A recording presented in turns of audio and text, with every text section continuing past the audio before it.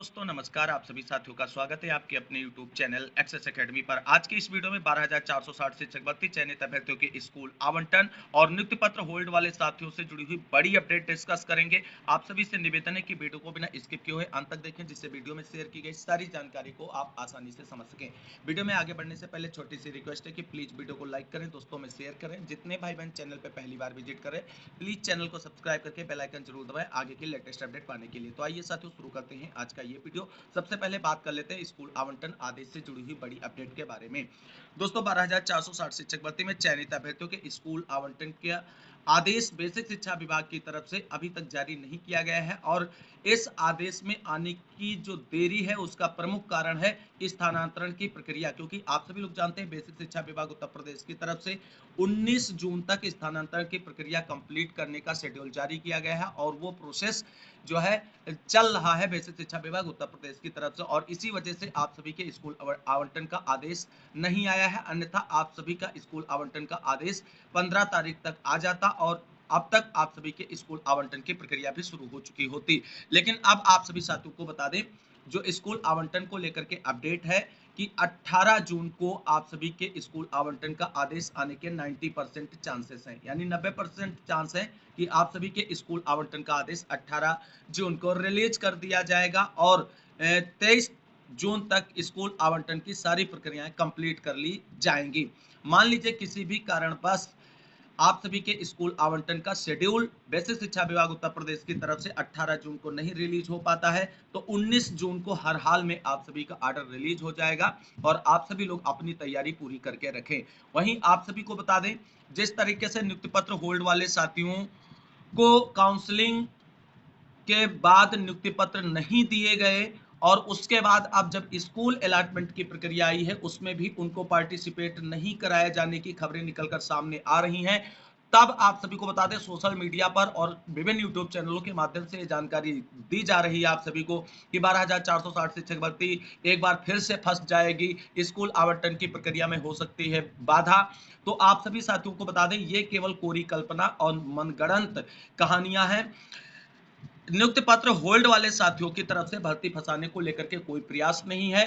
वो साथी खुद चाहते हैं कि हमारे नियुक्ति पत्र होल्ड से संबंधित समस्याओं का समाधान करते हुए हमें भी इस स्कूल आवंटन की प्रक्रिया में पार्टिसिपेट कराया जाए। तो ऐसी खबर बिल्कुल पूरी तरीके से भ्रामक और फर्जी और अफवाह है। ऐसी खबरों पर आपको ध्यान नहीं देना है। स्कूल आवंटन की प्रक्रिया में अब किसी भी प्रकार की कोई बाधा आने वाली नहीं, ये 100% श्योर हो जाइए आप सभी लोग।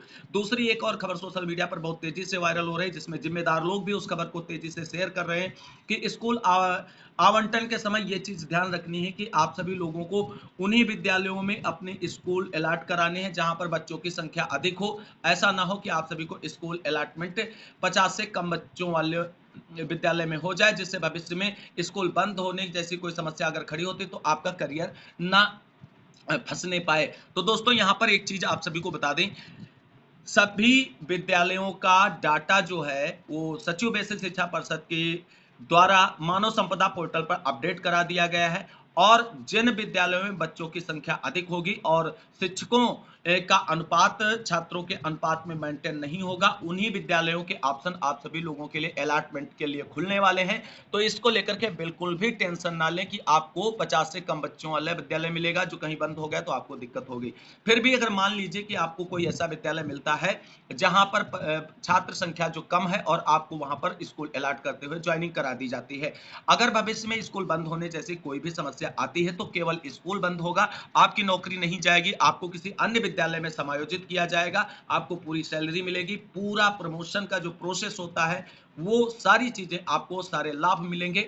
स्कूल बंद होने से किसी भी अध्यापक को कोई भी दिक्कत नहीं होने वाली है। तो ये चीजें जो स्कूल अलॉटमेंट को लेकर के चल रही थी वो हमने क्लियर कर दी और 100% आप सभी लोग सिक्योर रहिए अपने स्कूल अलॉटमेंट को लेकर के, किसी भी प्रकार की कोई दिक्कत नहीं आने वाली है। शासनादेश 18 जून को हर हाल में आपके सामने होगा। किसी कारणवश अगर नहीं आता है, मान लीजिए 10%, तो 19 जून को हर हाल में रिलीज कर दिया जाएगा और 24 जून से पहले पहले जो है स्कूल अलॉटमेंट की प्रक्रिया होगी। मोस्टली आप मानकर चलिए कि 21-22 की जो डेट है वो आप सभी के लिए बहुत ही सुटेबल है और उसी डेट में स्कूल अलॉटमेंट की प्रक्रिया कंप्लीट कराई जाएगी। अब दोस्तों बात कर लेते हैं, एक जो नया विवाद निकलकर सामने आया है। दोस्तों नया नहीं कह सकते हैं, क्योंकि जब स्कूल में अलॉटमेंट के आदेश आने से पहले इन सभी को ये बातें अवगत थी कि हमारा नियुक्ति पत्र होल्ड है और हम लोगों को अपने होल्ड को सही कराने के लिए प्रयास करना है, और होल्ड सही होगा तभी आगे हम लोगों का प्रोसेस बढ़ेगा। तो बात कर रहे हैं दोस्तों हम नियुक्ति पत्र होल्ड वाले साथियों से जुड़ी हुई महत्वपूर्ण अपडेट के बारे में। ये वीडियो आप सभी साथियों के लिए बहुत ही महत्वपूर्ण होने वाला है। इसमें सारी चीजों को क्लियर करेंगे जिससे आप सभी के सारे डाउट जो हैं वो हल हो जाएं। आपको किस तरीके से स्कूल अलॉटमेंट की प्रक्रिया में पार्टिसिपेट करने का मौका मिलेगा, आप सभी को अब आगे क्या करना है जिससे 12,460 शिक्षक भर्ती में आपको नौकरी मिल सके और इसी फर्स्ट और सेकंड काउंसलिंग के बिहाफ पर ही मिल सके। तो बिल्कुल पैसेंस पूर्वक वीडियो को अंत तक देखें, सारे पॉइंट यहां से आपको क्लियर होने वाले हैं। दोस्तों जैसा कि आप सभी लोग जानते हैं 12,460 शिक्षक भर्ती में जब फर्स्ट एंड सेकंड काउंसलिंग कराई गई, उसमें कुछ अभ्यर्थियों के डॉक्यूमेंट की वजह से, जैसे किसी का निवास प्रमाण पत्र, किसी का जाति प्रमाण पत्र या किसी के अन्य डॉक्यूमेंट्स की वजह से जो है नियुक्ति पत्र होल्ड कर दिए गए थे। कुछ जनपदों में नियुक्ति पत्र होल्ड की समस्या को सही कर दिया गया था अभ्यर्थियों के द्वारा डॉक्यूमेंट देने के बाद।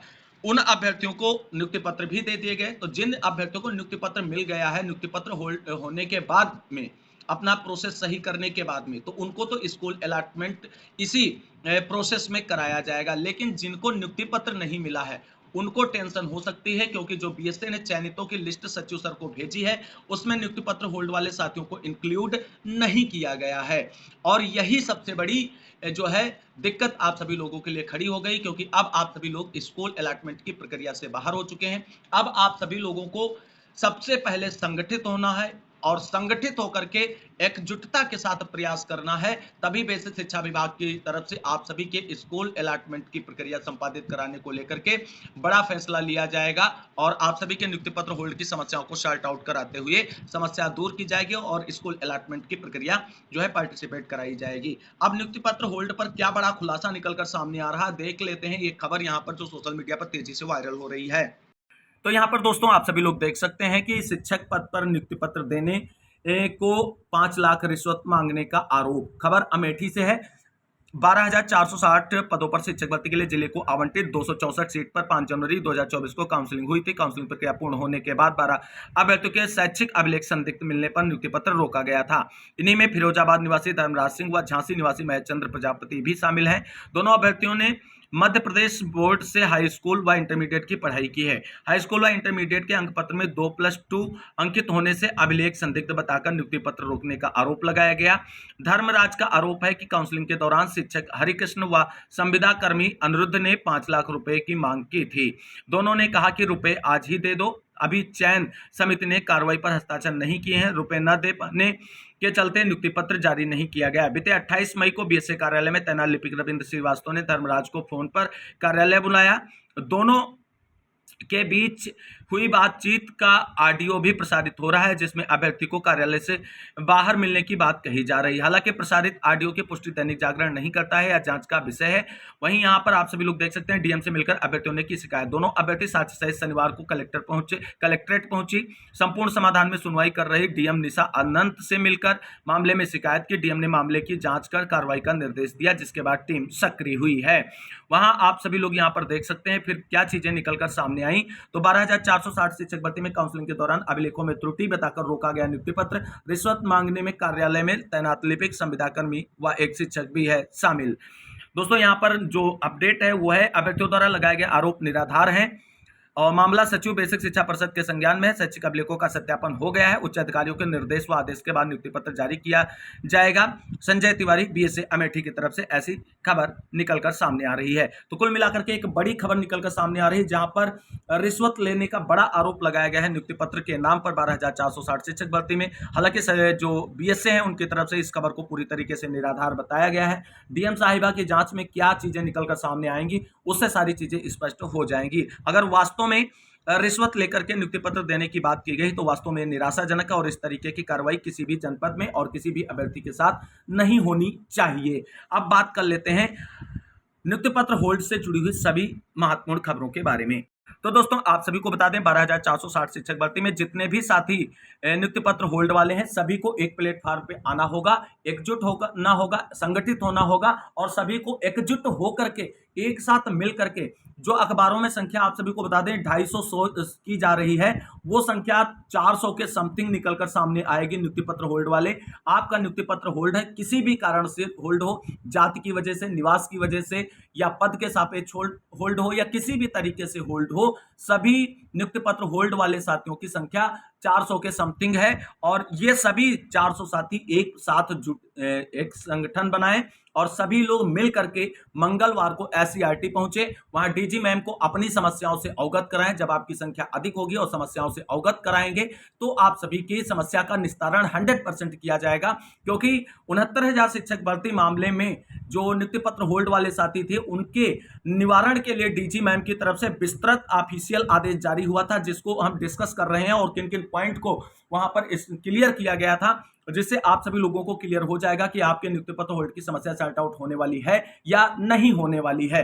तो देख लेते हैं कि 69,000 शिक्षक भर्ती के सापेक्ष जो डीजी मैम ने आदेश जारी किया था नियुक्ति पत्र होल्ड वाले अभ्यर्थियों को नियुक्ति पत्र रिलीज करने को लेकर के, उसमें किन किन बिंदुओं पर आदेश मिला था और किन किन बिंदुओं पर नहीं मिला था, वो चीजें क्लियर कर देंगी आप सभी के सारे डाउट को। तो कुल मिलाकर के सबसे पहले आप सभी को एक ग्रुप में एकजुट होकर के संगठित होना है। उसके बाद मंगलवार को हर हाल में सभी को एससीईआरटी पहुंचकर डीजी मैम, सचिव सर, पूर्व सचिव प्रताप सिंह बघेल सर मुलाकात करना है सबसे और अपनी समस्याओं से अवगत कराना है, और जल्द से जल्द जो है नियुक्ति पत्र होल्ड की समस्याओं को सॉर्ट आउट करते हुए एक ही साथ में स्कूल अलॉटमेंट की प्रक्रिया में पार्टिसिपेट कराने के लिए निवेदन करना है। खासकर स्पेशली फोकस करना है पूर्व सचिव प्रताप सिंह बघेल पर, क्योंकि उनके बिना कोई भी प्रोसेस इसमें आगे नहीं बढ़ रहा है। वर्तमान के जो सचिव हैं उनसे एक भी पॉइंट पूछे बिना एक साइन तक नहीं करते हैं किसी भी डॉक्यूमेंट्स पे, तो इसलिए उनका रोल बहुत ही महत्वपूर्ण है और उनसे ही अपनी चीजों को सॉर्ट आउट कराना है। और वर्तमान में शिक्षा निदेशक है, पावर भी अधिक है, तो चीजें आपकी सॉर्ट आउट हो जाएंगी।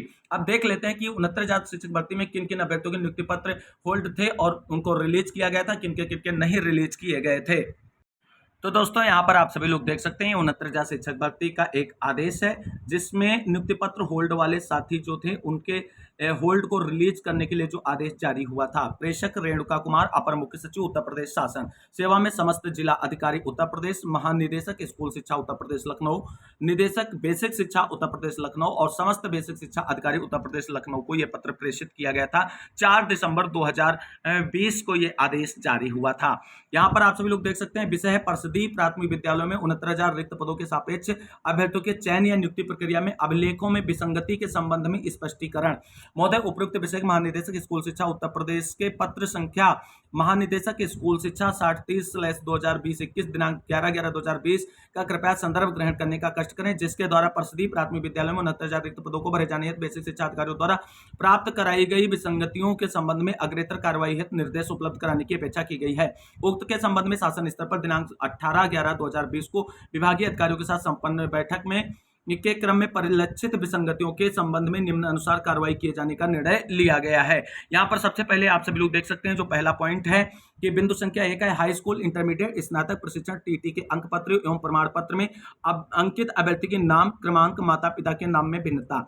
उपयुक्त उपयुक्त प्रकार की विसंगतियों के संबंध में निम्न अनुसार कार्रवाई किए जाने का निर्णय लिया गया। पहला पॉइंट कहा गया कि अंक पत्र व प्रमाण पत्र में अभ्यर्थी के माता पिता के नाम गलत होने पर चयन निरस्त माना जाएगा। अगर नाम ही गलत है तो चयन निरस्त माना जाएगा, नियुक्ति पत्र होल्ड कर रिलीज नहीं किया जाएगा।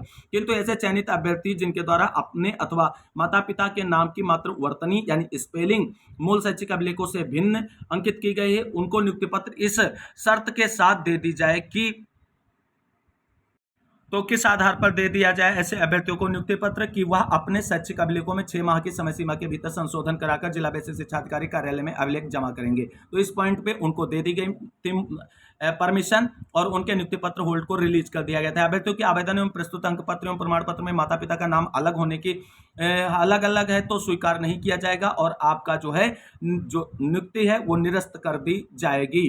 तो कुल मिलाकर के दूसरा पॉइंट जिस भी यहाँ पे अभ्यर्थियों के नियुक्ति पत्र रिलीज किए गए थे वो पॉइंट है दोस्तों यहाँ पर कि अभ्यर्थियों द्वारा प्रस्तुत हाई स्कूल इंटरमीडिएट स्नातक प्रशिक्षण के प्राप्तांक एवं पूर्णांक तथा प्राप्त एक्सेल सीट के पूर्णांक एवं प्राप्तांक में भिन्नता। इसमें कहा गया है कि अभ्यर्थी द्वारा मूल अंक पत्र के सापेक्ष प्राप्तांक कम भरा गया है तो ऐसे अभ्यर्थी से कम अंक भरने की का समुचित अभिलेखी आधार प्राप्त कर लिया जाए।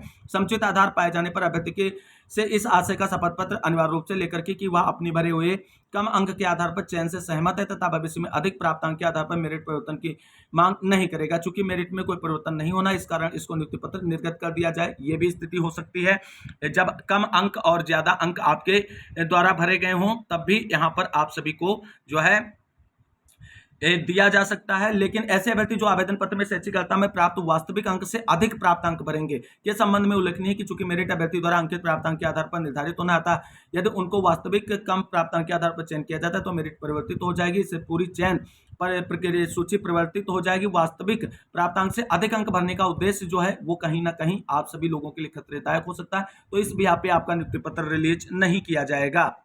और आप सभी लोगों के लिए सबसे इंपॉर्टेंट ये पॉइंट है बिंदु संख्या 3, जहां पर सबसे अधिक साथियों के नियुक्ति पत्र होल्ड किए गए हैं, जिस कारण से तो अभ्यर्थियों के निवास प्रमाण पत्र एवं जाति प्रमाण पत्र के कारण उपयुक्त प्रकार की विसंगतियों के संबंध में निम्नानुसार कार्रवाई किए जाने का निर्णय लिया गया है। आप सभी लोग जानते हैं कि जो जाति प्रमाण पत्र और निवास प्रमाण पत्र लगना था वो 2016 का लगना था। कुछ अभ्यर्थियों ने 2023 या 24 का लगा दिया है, इसलिए उनका जो है स्कूल आवंटन के लिए नियुक्ति पत्र जो है मिलना था वो होल्ड कर दिया गया है। यानी नियुक्ति में काउंसलिंग कराई गई, लेकिन उसके बाद नियुक्ति पत्र होल्ड कर दिया गया है। उनके लिए ये पॉइंट इंपॉर्टेंट है। वैसे शिक्षा परिषद द्वारा आवेदन पत्र प्रस्तुत करने की निर्धारित की गई अंतिम तिथि दिनांक 28/5/2020 तक निर्गत किए गए निवास प्रमाण पत्र एवं जाति प्रमाण पत्र को ही स्वीकार किया जाएगा। और आपकी भर्ती में 2016 के जाति और निवास प्रमाण पत्र ही एक्सेप्ट किए जाएंगे। और दूसरा पॉइंट कहा गया कि माननीय उच्च न्यायालय ने, अब तो ये उच्च न्यायालय के संबंध में हो गया और इसको भी क्लियर करने की जरूरत है। माननीय उच्च न्यायालय ने बलशमा पाल बनाम कोचीन विश्वविद्यालय 1996, SCC 545 एवं रमेश भाई दभार नायका बनाम गुजरात राज्य एवं अन्य सिविल अपील नंबर 654/2012 में स्वीकार किया गया है कि किसी महिला का दूसरी जाति में शादी कर लेने मात्र से उसकी जाति का स्टेटस नहीं बदल जाएगा, बल्कि जिस जाति में उसने जन्म लिया वही मानी जाएगी। अतः ऐसी महिला अभ्यर्थी जिसके द्वारा प्रस्तुत जाति प्रमाण पत्र पिता के नाम पर नहीं है तथा पति के जाति प्रमाण पत्र के आधार पर आरक्षण का लाभ प्राप्त करते हुए चयन प्राप्त किया, उसका चयन निरस्त किया जाएगा। यहां से एक पॉइंट क्लियर हो गया कि पिता पक्ष का जाति प्रमाण पत्र लगेगा और ये चीज बिल्कुल क्लियर हो गई है। और जिन लोगों ने पति पक्ष का जाति प्रमाण पत्र लगाया है उनका भी जो है नियुक्ति पत्र होल्ड है, और वो वही कारण है। निवास प्रमाण पत्र तथा अन्य प्रदेश का होने का प्रक्रम माननीय उच्च न्यायालय के आदेश से आच्छादित है तथा इस संबंध में शासनादेश संख्या 588/5/2019 दिनांक 7/6/2019 निर्गत है। इस संबंध में उक्त शासनादेश के आलोक में कार्रवाई की जाएगी। वहीं अब बात कर लेते हैं, अगला पॉइंट जो है प्रशिक्षण योग्यता। उपयुक्त प्रकार के विसंगतियों के संबंध में निर्णय लिया गया है कि किसी भी गैर मान्यता प्राप्त संस्था से प्राप्त प्रशिक्षण पत्र को अनमान्य ना किया जाए।